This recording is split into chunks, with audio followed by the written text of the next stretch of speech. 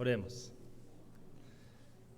Senhor, pedimos a Tua misericórdia por nós nessa noite, Tua paciência com nossos pecados, Teu perdão, Tua restauração. Pedimos que o Senhor nos confronte, nos repreenda, nos leve à vergonha pelo nosso pecado, pela nossa desobediência. Nos console, nos restaure e nos guie à obediência, levando nosso coração à Tua palavra. Pedimos isso em nome de Jesus, para a Tua glória. Amém. Amém. Obrigado, querido. Boa noite, queridos e amados irmãos. Que grande prazer convidá-los então a abrir para o texto bíblico de hoje à noite, 1 Samuel capítulo 17, que é um texto muito famoso de Davi e Golias. E eu vou confessar para vocês que eu nunca preguei esse texto em 20 anos de ministério. Eu nunca preguei esse texto completo, né? A gente usa como ilustrações, mas é a primeira vez, então, que eu vou expor esse texto bíblico, né? Alguém me falou, é porque você não é pentecostal, pastor, né? Então, é por isso, senão você já tinha pregado várias vezes, né? Então, isso a gente tem uma herança batista, às vezes demora. Então, algumas coisas, eu falo que os batistas são demorados, às vezes. Então, vamos lá, queridos, estão com o texto bíblico aberto, é um texto bem longo, espero que Deus abençoe. A gente conseguir vencer todo o texto, acredito que vai ser possível. E eu quero começar falando dos heróis, né? A necessidade que o mundo tem de ter heróis. A gente tem uma indústria de heróis, e a Marvel e a DC Comics, estão aí para provar... Ô, pessoal. Obrigado. Né? E a Marvel e a DC Comics estão aí para provar isso. A gente tem uma indústria de heróis e há uma necessidade de heróis no nosso mundo, né? Nós queremos um vingador, alguém que surge para defender os fracos em um sistema absolutamente corrompido, como é visto na cidade perversa de Gotham City. Deu. Nós vibramos, né, quando William Wallace, que por amor e vingança luta contra a Inglaterra inteira, e ele diz o seguinte: todos os homens morrem, mas nem todos os homens vivem. Nós ficamos maravilhados, e eu muito mais que qualquer ser humano na face da terra, com os pequenos hobbits, né? Tão pequenos, né? E tão simples, né? E pasmem, até mesmo os humanos, que na sua simplicidade podem fazer grandes coisas. A verdade é que todos precisam de um campeão. Todos precisam de um campeão. O mundo precisa de alguém capaz de fazer algo quando chegou o fim da linha. E o nosso texto então começa dizendo o seguinte: os filisteus reuniram seu exército para a batalha e acamparam em Éfes-Damim, entre Socó, em Judá, e Azeca. Em resposta, Saul reuniu as tropas israelitas perto do vale de Elá. Assim, os filisteus e os israelitas ficaram frente a frente, em colinas opostas, com o vale entre eles. Então Golias, um guerreiro filisteu de Gate, saiu das fileiras do exército filisteu. Muito antes da fábrica de heróis woke, não sei se é assim que fala, e falsificada da Marvel ou da DC Comics, a Bíblia apresenta a verdadeira galeria de heróis reais de carne e osso. O relato de Davi e Golias é um dos mais famosos de toda a literatura. Todo mundo conhece a história. É a história em que o baixinho, fraco, bate no valentão. É ou não é? Deixando bem escolar aqui. Hoje isso está acontecendo. A bola está rolando no Atletiba. Davi e Golias se enfrentam, né? Dá um efeito, né? Muitos mas muitos entendem mal o significado do encontro de Davi e Golias, né? E não se preocupe que eu não vou falar das 5 pedrinhas que Davi pegou no ribeiro, foco, força e fé. Não é assim, e assim por diante, não é ideia. No entanto, essa história não é principalmente sobre Davi, mas sobre o Senhor que ele representa. Davi aqui representa o Senhor dos exércitos, Jeová Sabaoth. E com quem nós nos identificamos nessa história? Eu vou dar aqui já para vocês o caminho para a gente entender melhor isso. Essa história, não somos por natureza como Davi, que bravamente conquista o seu inimigo. Nós não somos Davi aqui nessa história. Em vez disso, somos como as pessoas medrosas que precisam desesperadamente de um campeão para derrotar um inimigo que são incapazes de enfrentar. E a ideia é que Jesus, então, é o nosso campeão e que faz isso por nós. No quadro maior da nossa história que nós temos aqui, porque aqui a gente está desenvolvendo o plano da promessa de Deus, e aqui o encontro entre Davi e Golias faz parte de uma batalha cósmica que começou muito antes, em Gênesis 3, quando Satanás derrotou o primeiro homem, Adão, e ganhou o domínio sobre a terra. Deus havia dado a Adão, então, um mandato cultural de dominar a terra. Ele perde essa batalha, logo de cara, ele perde esse domínio, e hoje nós temos Satanás agindo nesse mundo. Mas naquela mesma época, em Gênesis 3, o Senhor prometeu que um campeão viria, nascido de uma mulher, uma mãe, que esmagaria a serpente, Satanás. Gênesis capítulo 3, verso 15, o que nós conhecemos como proto-evangelho. Deus mais tarde escolheu a família de Abraão, a quem ele deu uma grande terra e formou um povo para ser a nação por meio da qual ele traria libertação para a humanidade. Mas aqui, quando chegamos em 1 Samuel, capítulo 17, o povo, esse mesmo povo, é incapaz de desfrutar de suas terras, porque eles estão sendo assediados por seus inimigos idólatras, os filisteus, que são representados aqui pelo arrogante e blasfemo Golias. Israel precisa de um campeão para libertá-la do opressor. O rei do povo, Saul, prova ser indigno. Então, Deus mesmo levanta um novo campeão, e aqui ele é Davi, que derrota os inimigos de Israel por meio da força de Deus. E a vitória de Davi aponta para Jesus.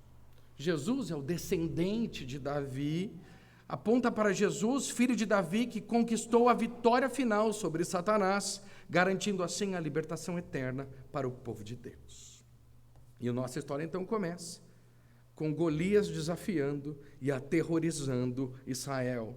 Israel e os filisteus chegaram a uma espécie de impasse militar, já que ambos os lados acamparam em duas extremidades, com um vale bem no meio deles. E eles se acampam e param. Agora a gente vai ver o que vai acontecer. Golias, então, sai da fileira dos filisteus. O campeão dos filisteus desafia Israel a enviar um homem para combatê-lo em um combate representativo, pois aqueles representados pelo perdedor se renderão ao vencedor. Note o versículo 8 do nosso texto. Golias parou e gritou para as tropas israelitas: por que saíram todos para lutar? Eu sou filisteu, e vocês, servos de Saul, escolham um homem para vir aqui lutar comigo. Se ele me matar, seremos seus escravos. Mas se eu o matar, vocês serão nossos escravos. Desafio hoje os exércitos de Israel. Mandem um homem para lutar comigo. Um combate representativo. Aquele que vencesse essa luta venceria toda a guerra. Então bastava um homem só. Se ele perdesse, perderia toda a guerra. Se ele ganhasse, ganharia toda a guerra. Um combate representativo nós temos aqui. Golias é uma enorme máquina de combate.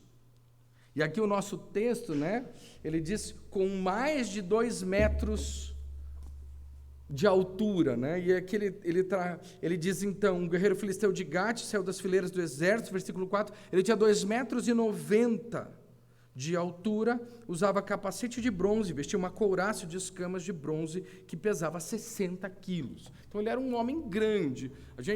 Talvez aqui, quando a gente olha para esse texto, a ideia é que ele tinha mais ou menos mais de 2 metros de altura.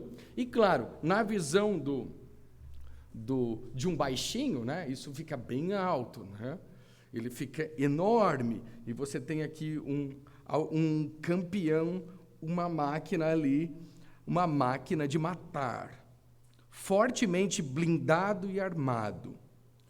Mas tem uma coisa que a gente precisa anotar: Golias é muito pior que um brigão. Ele é um blasfemo, que amaldiçoou o Senhor e seu povo, e a gente vai ver isso várias vezes no nosso texto, a partir do verso 10, né? Ele desafia os exércitos de Israel. No verso 16, a Bíblia diz, durante 40 dias, pela manhã e à tarde, 2 vezes por dia, o guerreiro filisteu se apresentava diante do exército israelita e o desafiava. Quando chegamos no versículo 26, então Davi perguntou aos soldados que estavam por perto, e ele então, um incircunciso, alguém que blasfemava contra Deus. E aqui, a mesma palavra que ele usa no versículo 16, é usada também no Salmo 2, que nós lemos hoje no culto, na qual os reis da terra que tomam sua posição contra o Senhor e contra seu ungido, tornando aqui no nosso texto Golias uma espécie de anticristo. Então é a mesma palavra que ele se coloca contra. Golias então deve adorar o Deus de Israel e se submeter ao rei ungido, mas em vez disso ele arrogantemente o desafia. E obviamente, tal desafio a Deus traz também o julgamento. Saul e seu exército, então eles estão tomados pelo medo de Golias. A gente vai notar isso. No verso 24, quando os israelitas viram Golias, começaram a fugir apavorados. Vocês viram aquele homem? Perguntavam uns aos outros. Ele sai todos os dias para desafiar Israel. O rei ofereceu uma grande recompensa para quem o matar. Dará uma das suas filhas como esposa e isentará toda a família dele de pagar impostos. E a gente tem, então, aqui Saul e seu exército tomados pela incredulidade, pelo medo, e se recusam a aceitar o seu desafio. Não era um dia, eram 40 dias, 2 vezes 80 desafios, da qual eles fugiam aqui apavorados. Eles deveriam confiar em Deus, que está com o seu povo e que se opõe aos poderosos e opressores. Não foi essa canção que nós lemos em 1 Samuel, capítulo 2, se a gente voltar atrás, 1 Samuel, lá no um dos nossos primeiros estudos, capítulo 2, na qual no verso 3 e 4 ele diz: deixem de ser tão orgulhosos e soberbos, não falem com tamanha arrogância, pois o Senhor é um Deus que tudo sabe, Ele julgará as ações de todos. Versículo 9 e 10. Ele protegerá os fiéis, mas os perversos desaparecerão nas trevas, pois ninguém vencerá só pela força. Os que lutam contra o Senhor serão despedaçados. Do céu ele troveja contra eles. O Senhor julga toda a terra. Ele dá poder a seu rei, concede força a seu ungido. Essa aqui é a oração de Ana. O Senhor é aquele que vai à sua frente e Ele estará com você. Ele não vai falhar. Ele não vai abandoná-lo. Não tenha medo, nem fique consternado. Saul, então, como rei, foi nomeado para lutar as batalhas do povo. deveria ser o exemplo de fé. Em vez disso, ele permanece com medo e incrédulo. E para piorar, oferece uma recompensa a quem lutar sua batalha por ele, ou no lugar dele. Como resultado disso, eles passam por 40 dias de terror. 40 dias de terror. Mas é Deus quem levanta as pessoas. Apesar de Saul ficar no seu lugar, Deus ainda cumpre a profecia de Ana, dita no capítulo 2. E quando nós lemos ali, deixa eu voltar porque eu achei tão lindo. Quando nós lemos aqui no capítulo 2, ele dá poder a seu rei e concede força a seu ungido. Era Deus fazendo isso. Agora, levantando um menino, um jovem, vamos assim dizer, que provavelmente não tinha idade do alistamento militar, e a partir de 12 surge então esse personagem. Davi era filho de Jessé, efrateu de Belém, na terra de Judá. Na época do rei Saul, Jessé já era idoso e tinha 8 filhos. Os 3 filhos mais velhos de Jessé, Eliabe, Abinadab e Simeia, haviam se alistado no exército de Saul para lutar contra os filisteus. Davi era o mais novo. Seus 3 irmãos mais velhos seguiam o exército de Saul, enquanto Davi ia e voltava para ajudar seu pai a cuidar das ovelhas em Belém. Deus então apresenta aqui Davi.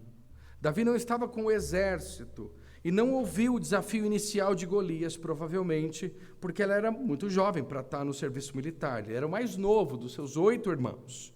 Davi foi enviado por seu pai Jessé para verificar seus irmãos mais velhos e para levar-lhes comida. Então, sempre sobra, né? Isso para os irmãos mais novos, né?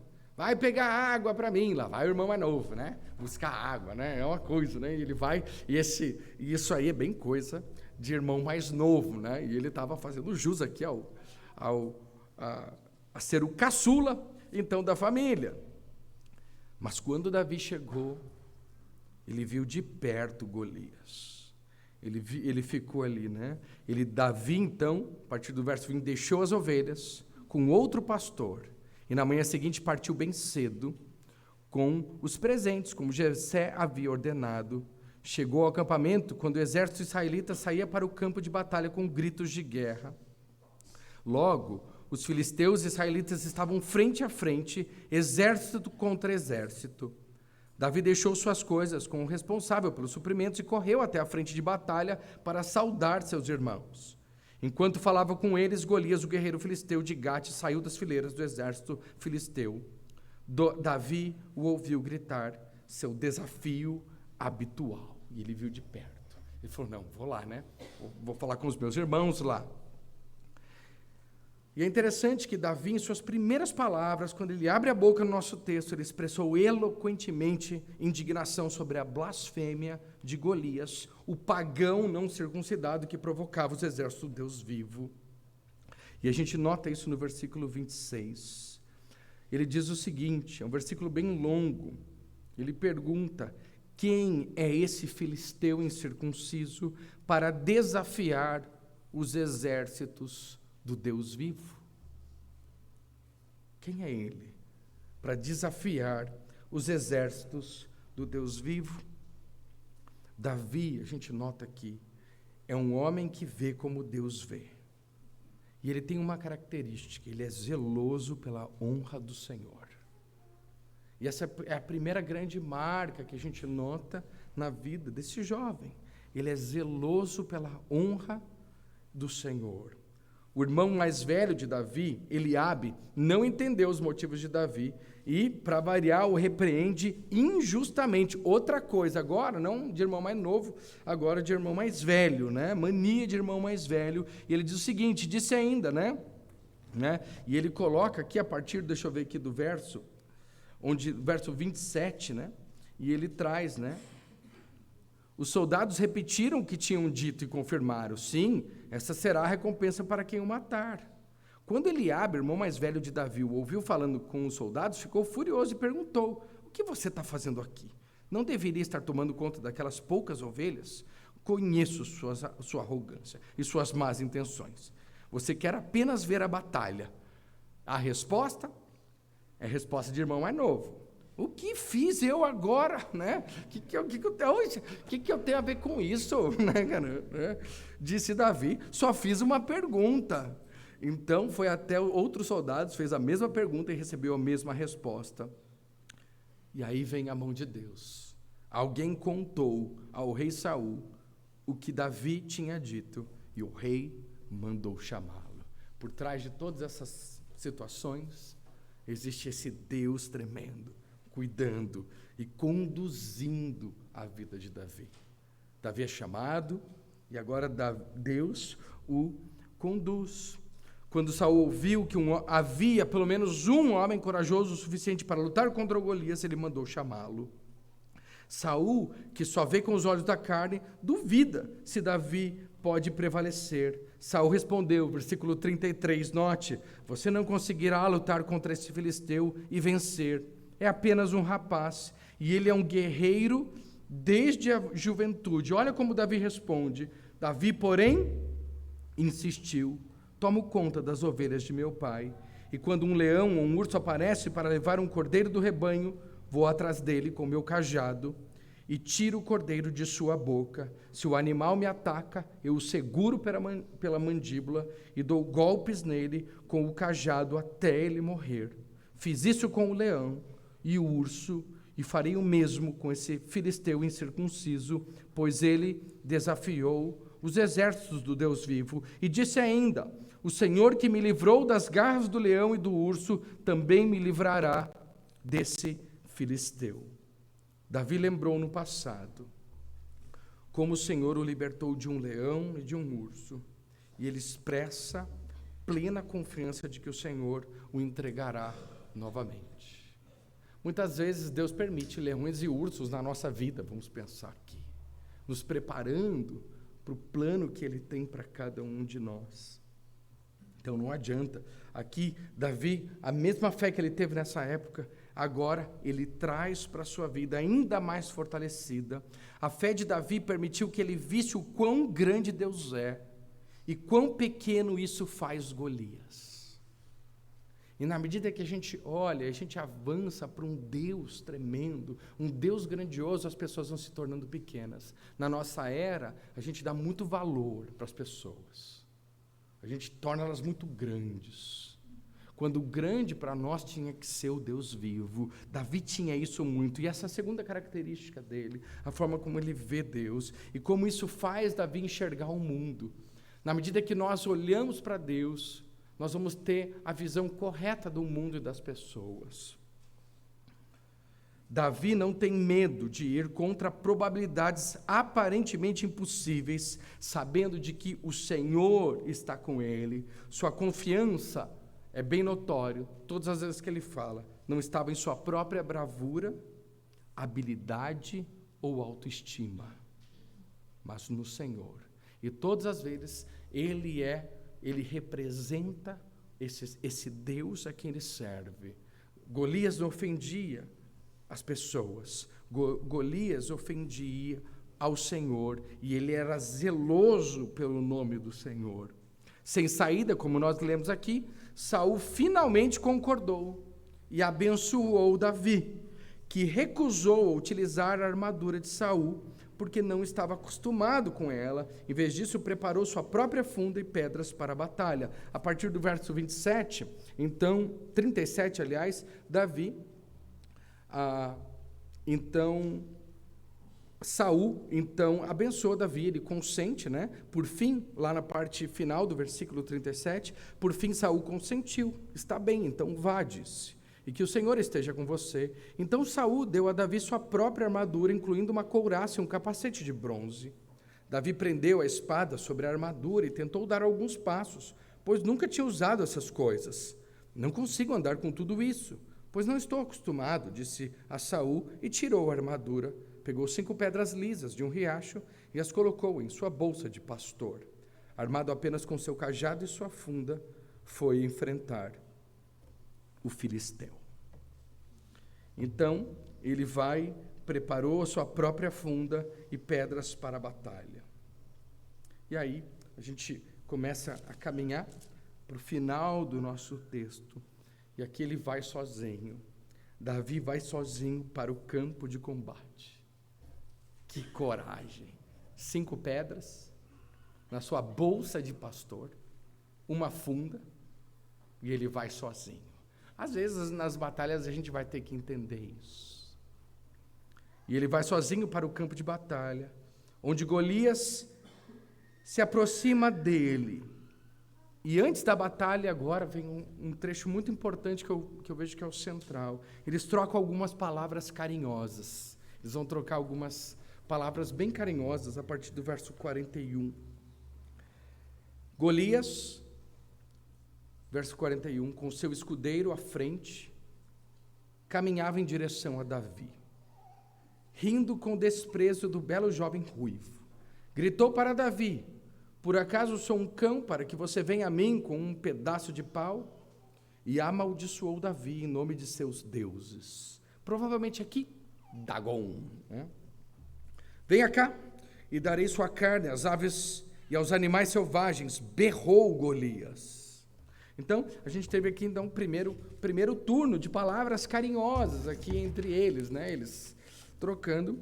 Golias, cheio de autoconfiança, amaldiçoa Davi e, por implicação, o Senhor a quem Davi representa.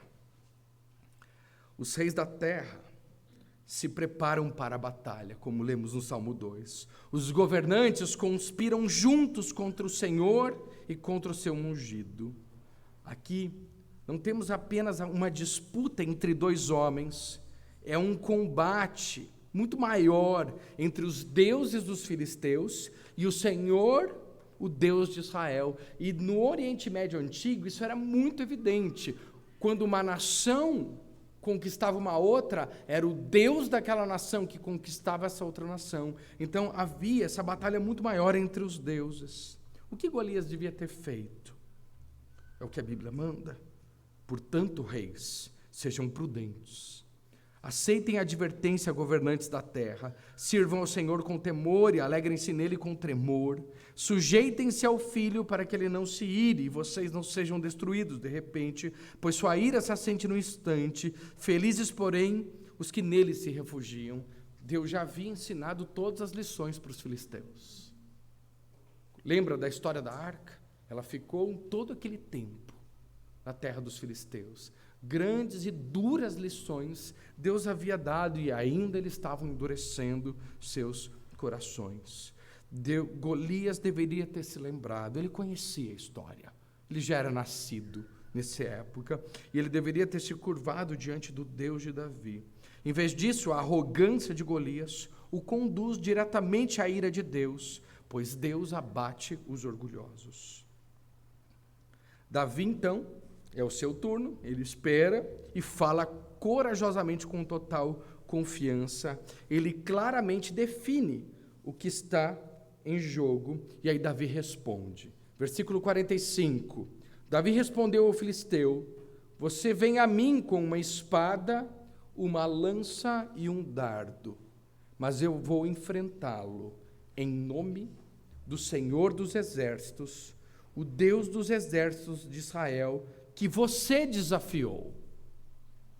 Hoje o Senhor entregará você em minhas mãos, e eu o matarei e cortarei a sua cabeça.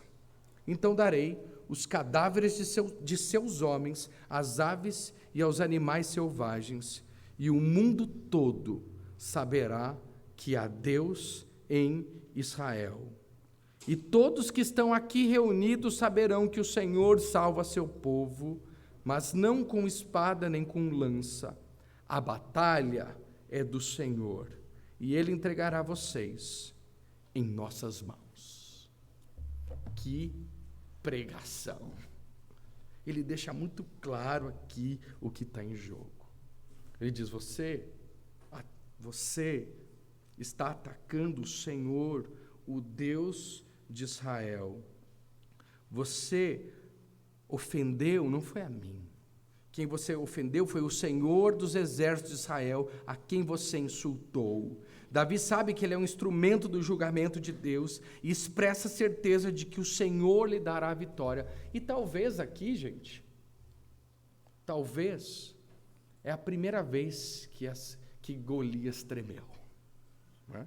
Dentro da sua arrogância, dentro da sua autoconfiança. Ele diz exatamente: eu vou matar você, eu vou matar os seus homens, eu vou cortar a sua cabeça. E às vezes é necessário. Não literalmente, tá, pessoal? Isso é para essa época, né? Mas às vezes é necessário a gente ter coragem de entender que essa batalha não é contra nós, mas contra o Senhor e contra a honra de Deus. Davi aqui pretende que esta batalha seja uma lição para aqueles homens temerosos e incrédulos em Israel. Que toda esta assembleia, que o mundo todo possa saber que o Senhor não entrega por espada ou por lança, pois a batalha é do Senhor e Ele vai dar vocês em nossas mãos. As consequências a gente pode notar no nosso texto. Depois de uma longa espera, a batalha então ocorre rapidamente. Davi corajosamente corre para encontrar Golias e o derruba com uma pedra arremessada de sua funda. Quando o filisteu se aproximou para atacar, versículo 48, Davi foi correndo na direção dele, correndo enfrentá-lo, enfiou a mão na bolsa, pegou uma pedra e atirou-a com a sua funda. A pedra acertou o filisteu na testa e ficou encravada ali. E Golias caiu com o rosto em terra. Assim Davi venceu os filisteus e o matou com apenas uma funda e uma pedra, pois não tinha espada. Em seguida correu até o filisteu, puxou da bainha a espada dele e a usou para matá-lo e cortar-lhe a cabeça. Então ele terminou, provavelmente ele desmaiou, né, com uma pedra, traumatismo craniano, provavelmente teria problema. Mas Davi então o mata e arranca a sua cabeça. E Golias então, e a lição é tremenda, torna-se exatamente com quem?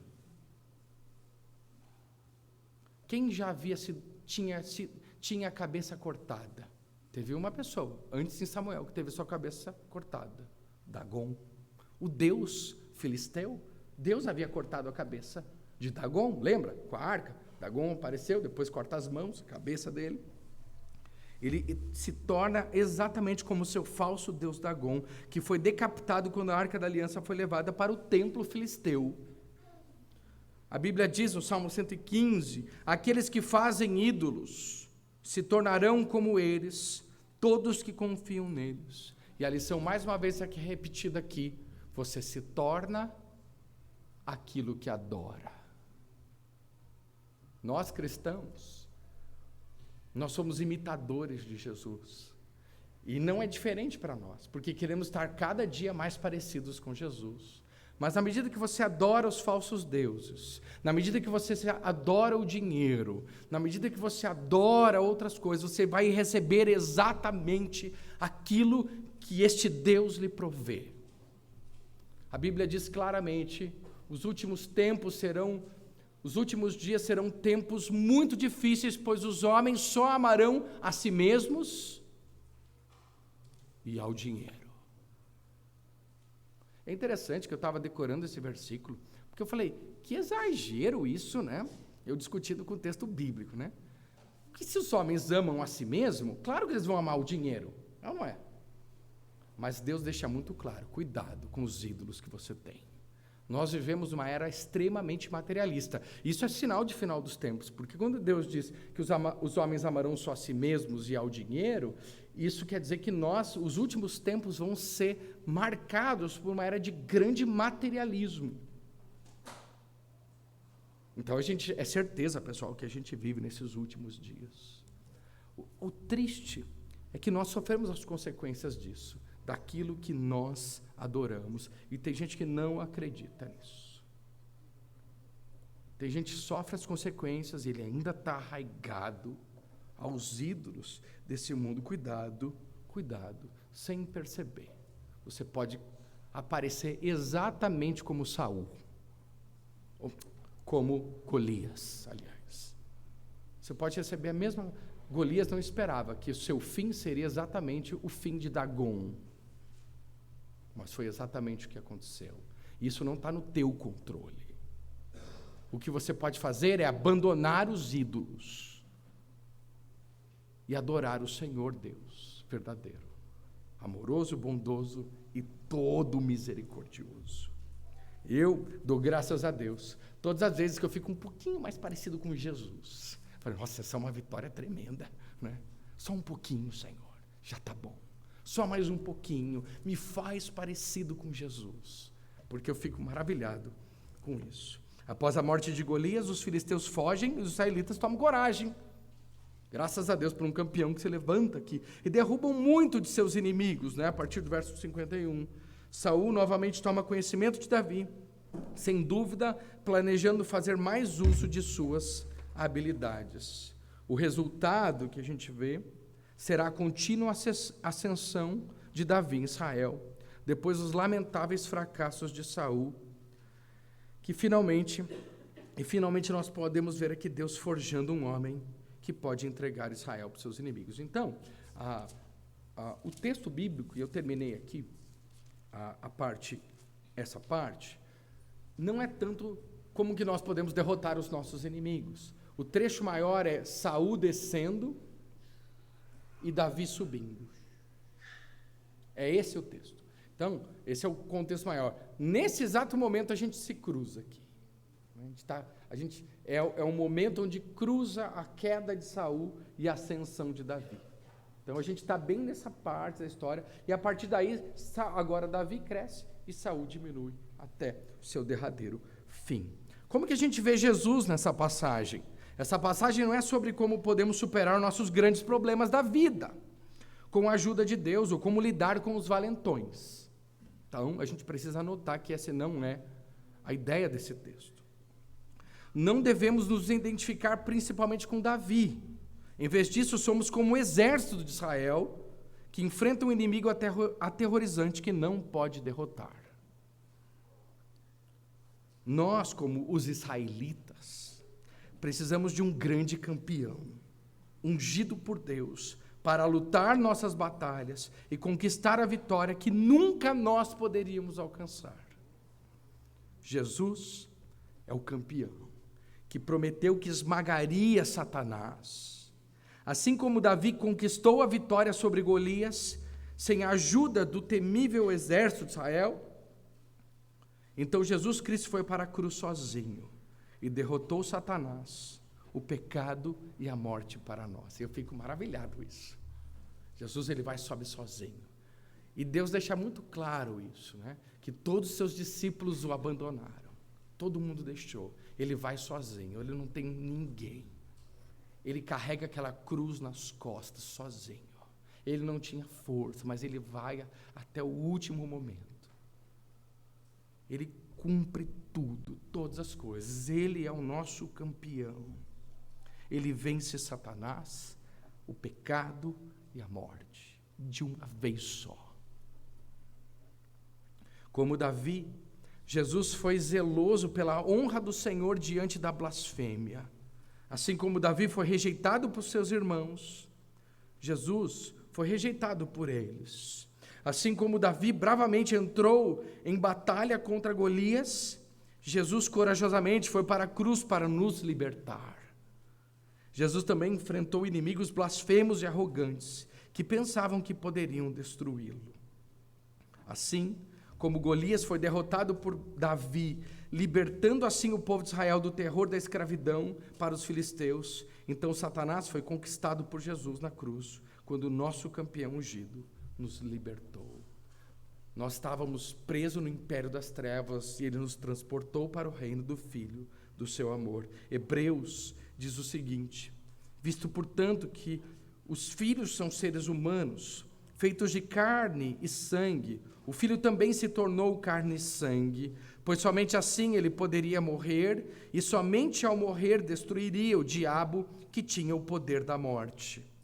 Só dessa maneira ele libertaria aqueles que durante toda a vida estiveram escravizados pelo medo da morte. E aqui a gente tem algo que é muito real, muito diferente dos heróis de hoje em dia. A gente faz o contraste. Porque como que é o herói de hoje em dia? É o contrário, ele é um cara ruim que se torna mega poderoso, não é? Né? Você está lá, o Peter Parker, né? E ele é um bocó, né? Assim, né? Dizendo, aí ele está lá, de repente cai uma aranha na cara dele, pica ele e ele fica parrudão, né? E ele fica todo poderoso. E aí ele vai. Jesus é o contrário. Jesus é o criador do universo. Ele cria cada estrela que existe. Ele cria todas as coisas, ele faz o mundo. Ele faz todas as coisas de uma maneira tão perfeita. E aí quando ele vem salvar os homens, ele faz o contrário, ele se torna carne e osso. É o contrário. Ele se torna carne e osso e vem habitar entre nós. Aí ele tem uma mãe de verdade, né? Ele tem um pai, ele tem irmãos, ele é rejeitado, ele é um homem de dores e que sabe o que é padecer. Deus inverte tudo. Sabe por quê? Porque Deus pode todas as coisas. Você não precisa de nada. Davi, de certa forma, é um tipo de Jesus. Porque ele veste aquela armadura e eu não vou andar com esse troço. Só minhas 5 pedrinhas aqui. Uma para Golias, o resto para os 4 primeiros que eu ver. Né? Provavelmente a ideia é essa, né? Os 4 primeiros que aparecerem na minha frente. E aí ele vai, né? Ele vai sozinho. Ele enfrenta até o final. E Jesus, então, é o contrário de tudo isso. Guarda isso. Porque a gente tem uma visão muito distorcida do que é um herói. A gente precisa resgatar o nosso campeão. E o nosso campeão é Jesus Cristo.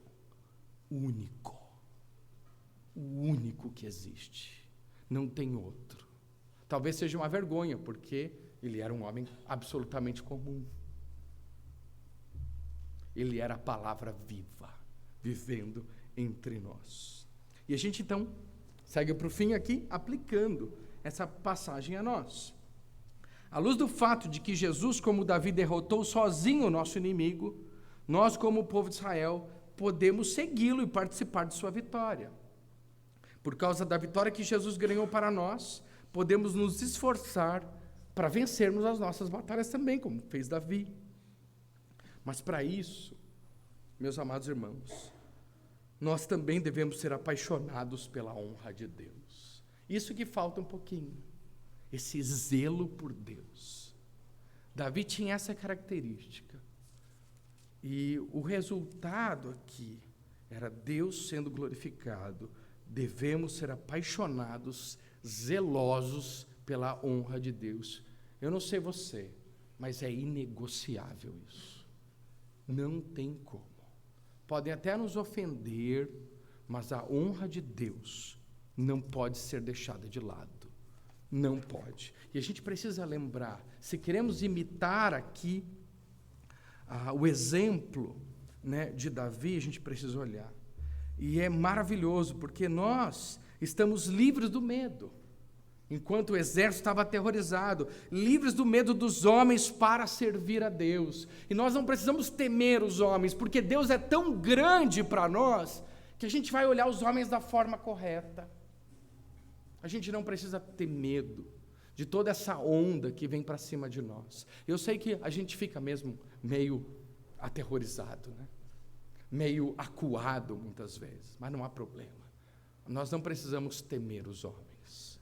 Nós precisamos aprender a temer o Senhor. Eu não estou dizendo que isso é fácil, mas eu estou dizendo que é a melhor coisa. Como Davi, podemos fortalecer nossa fé, recordando a fidelidade passada de Deus. Olha o que Deus fez na sua vida. E se você está aqui hoje, não é à toa, gente. Não é à toa. É Deus trabalhando todo o tempo na sua vida. E eu posso dizer que isso é misericórdia dele. Porque se não fosse Deus, a gente nem estaria aqui hoje. Sei lá o que poderia ser. Especialmente na grande libertação feita por Cristo. Ele veio, né, até o último, né? Uma das minhas músicas prediletas da minha infância, bem simples, né? Ele dizia, né? Perdido andava eu, e me achou, e me achou. Simples. Para mim, sempre gostei de cantar essa, né? Eu estava longe e ele me buscou e buscou. Ele me buscou. Estava longe e ele me buscou. Estava perdido e ele me encontrou. Eu cantei isso tantas vezes e era sempre muito vivo para mim. Essa é a realidade. Hoje você está livre. Você não é mais escravo. Você não precisa se prender a nenhuma ideologia nesse mundo. Nenhuma. Você precisa se prender à palavra do Senhor. Porque ela é a única que vai garantir vitória em nossas vidas. Devemos também ter cuidado para não lutar as batalhas de Deus na armadura de Saul. E esse é um perigo das igrejas, né? Algumas igrejas hoje em dia são tentadas a confiar em metodologias não bíblicas de marketing e psicologia, em vez da simplicidade do Evangelho, que para o mundo pode ser tolice, mas para nós é o poder de Deus. Eu sei que eu ofendo muita gente quando eu falo isso, mas fazer o quê? Eu fico na simplicidade, na loucura do Evangelho. Gente, olha que eu já estudei, já vi tanta coisa nesse mundo, mas eu nunca vi algo que consegue transformar uma vida que não fosse o Evangelho. A gente pode até maquiar as pessoas, a gente pode até ensinar comportamentos para elas, né, terem melhores comportamentos, como a gente faz com os cães, com os animais. A gente pode torná-los assim, mas mudar um coração de pedra para um coração de carne, só Deus que eu vi fazendo isso. Eu nunca vi nenhuma mudança que não foi operada pelo Evangelho. Nunca. Todas as vezes. É o Evangelho, é o poder de Deus para a salvação daquele que crê, primeiro do judeu e também do grego. Talvez você fale assim, eu não consigo mudar. Eu ainda estou preso a esses pecados. Eu ainda estou preso ao passado. Eu ainda estou preso ao futuro. Tem gente que é preso ao futuro, né? Eu ainda estou preso ao pecado. O Evangelho pode te libertar. Ele é o único que eu conheço. É Jesus assumindo o meu lugar. Falou, você chegou ao fim da linha, mas não é o fim da linha, porque eu subo naquela cruz, no seu lugar, e eu resgato você. Não podemos lutar as batalhas de Deus na armadura de Saul. Não vale a pena. Todas as vezes que eu tentei, deu errado. Não vai muito longe. Você vai ficar desengonçado. E tem um monte de teologia desengonçada por aí. Já viu? Você parece... Você fica assim, parece um espantalho. Quando a gente tem simplesmente João 3,16. Melhor que muita coisa aí que a gente vê nesse mundo. Ainda temos batalhas para lutar contra o mundo, a carne e o diabo. Nós lutamos contra o nosso pecado remanescente. O pecado ainda nos aflige. É fácil pecar, não é? Buscamos levar o Evangelho para os redutos inimigos, defendemos a verdade da palavra de Deus contra o erro, podemos até resistir ao diabo, e a Bíblia nos dá isso, é tremendo, mas tudo isso porque Jesus venceu na cruz. E essa é a razão. E aí eu desafio você, como Cristo é o nosso campeão, ousamos tentar grandes coisas para Deus. Seja participando na obra missionária, seja sendo cristãos autênticos na universidade, não se calando a teologia woke que assola o mundo, porque a teologia é isso. É a visão do homem, é a visão de Deus, é a visão do mundo. Não se calando contra essas coisas. Seja em nossa carreira no trabalho, seja trocando as fraldas dos nossos filhos. Tem 6 bebês vindo por aí. Haja fralda. Haja fralda. Mas eu quero encorajar as mães. Susana Wesley ensinou seus filhos, um a um. Ela tinha 8 filhos. Quem aqui tem 8?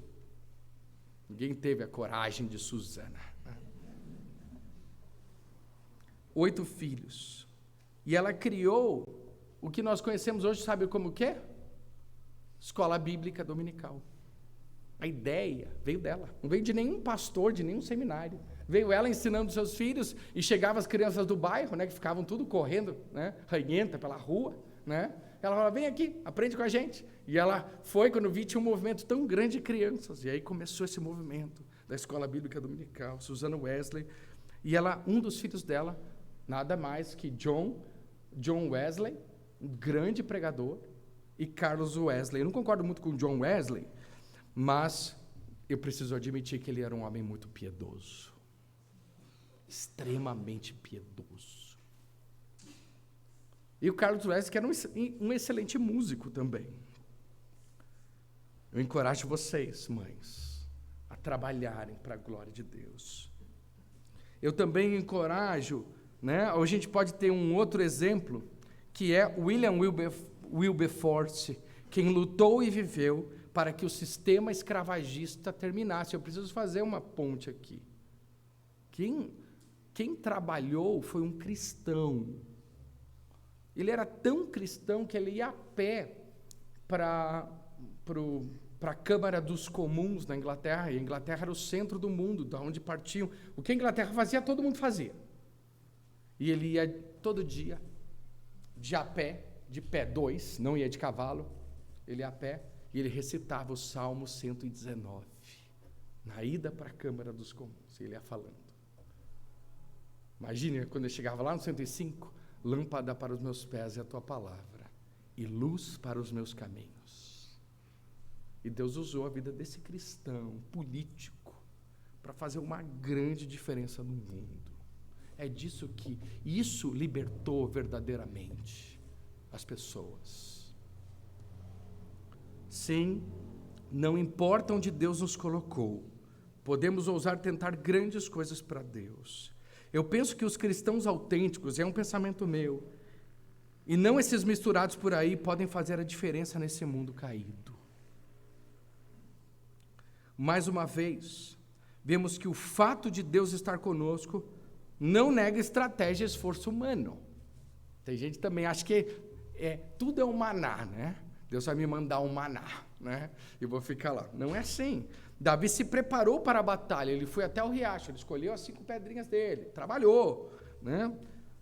Trazendo sua funda e suas pedras. Quando começou a batalha, o que ele fez? Ele correu. Ele não ficou de braço cruzado, ele correu em direção a Golias para ganhar impulso, para que pudesse jogar a pedra o mais forte possível. Então, ele foi, né? Foi correndo, quando chegou, energia. Ele apontou a pedra. Ele não jogou a pedra para cima, ele apontou para Golias, ele apontou para o lugar certo. E Deus alcança suas vitórias através do uso de meios legítimos.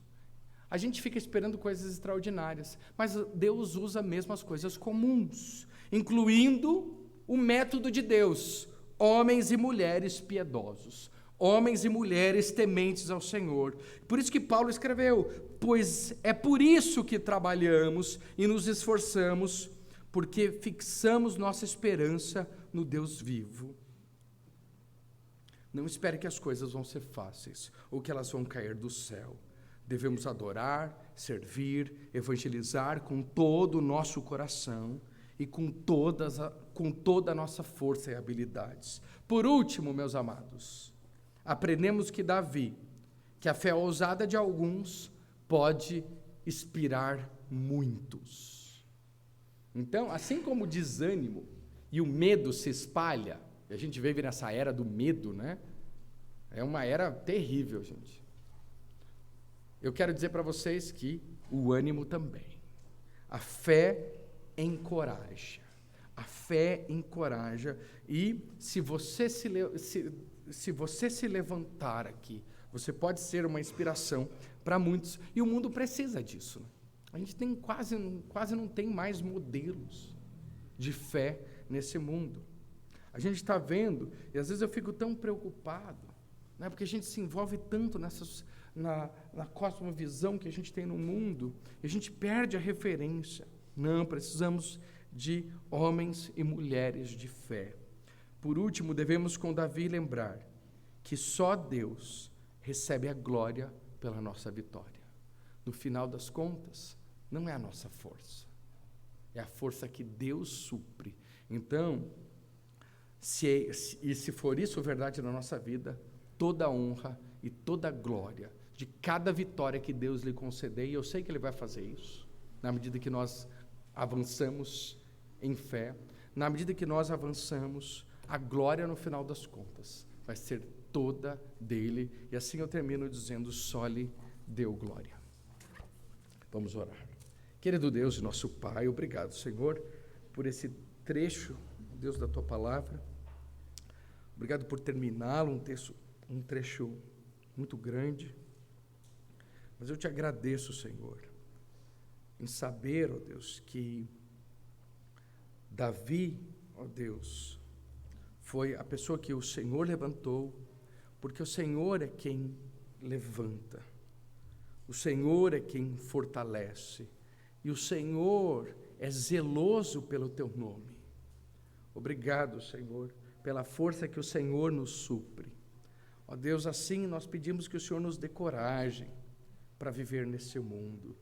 Ó Deus, para olharmos Jesus como o verdadeiro campeão, aquele que conquistou a vida eterna, aquele que venceu o pecado e a morte, aquele que nos dá uma vida para ser vivida na Tua presença e para a Tua glória. Assim, ó Deus, nos dá coragem para vivermos nesse mundo, ó Deus, de uma forma que agrade o Senhor, de uma forma onde o Senhor seja muito glorificado, seja na nossa universidade, seja no nosso trabalho, ó Deus, seja na nossa família. Que o Senhor, Pai, seja com cada um dos Teus filhos aqui, os abençoando por meio da Tua palavra e da força com que o Senhor supre. Assim eu louvo o Senhor e te agradeço, orando em nome de Cristo Jesus. Amém.